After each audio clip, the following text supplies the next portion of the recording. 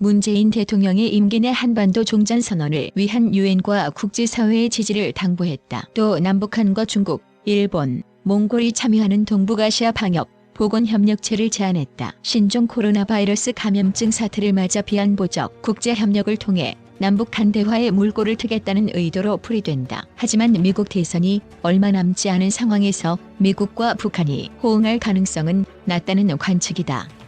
문 대통령은 22일 미국 뉴욕 유엔 본부에서 열린 제75차 유엔 총회 화상 기조연설에서 코로나 이후의 세계는 한 국가의 능력만으로 포괄적 안보 전부를 책임지기 어려우며 한반도 문제도 포용성을 강화한 국제협력 관점에서 생각해주길 기대한다며 이같이 밝혔다. 올해 유엔 총회는 코로나19 사태로 인해 각국 정상의 기조연설을 화상으로 진행했다.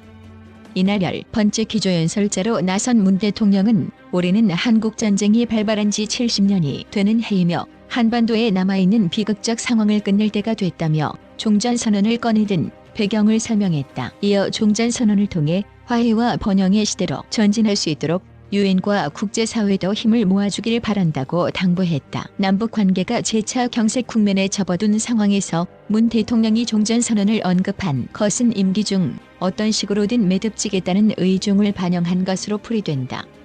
남북과 인접국이 참여하는 동북아 방역보건협력체를 제안한 것은 비안보적 현안으로 대화를 이어가자는 대북 메시지로 읽힌다. 문 대통령은 여러 나라가 함께 생명을 지키고 안전을 보장하는 협력체는 북한이 국제사회와의 다자적 협력으로 안보를 보장받는 토대가 될 것이라고 설명했다. 재해재난 보건의료 분야에서 남북뿐 아니라 중국, 일본 등이 참여하는 다자협의체를 구성해 방역보건 분야에 공동으로 대응하자는 취지다.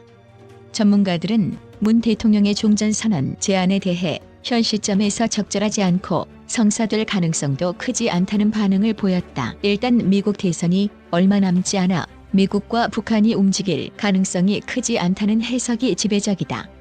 도널드 트럼프 대통령이 아니라 조 바이든 민주당 후보가 당선된다면 대선 이후 상황은 예측조차 힘들어진다. 박원곤 한동대 교수는 2018년 싱가포르 회담 이후 북한과 미국 모두에서 종전선언에 대한 관심이 줄어들었다며 종전선언 제안의 실효성은 별로 없을 것이라고 평가했다.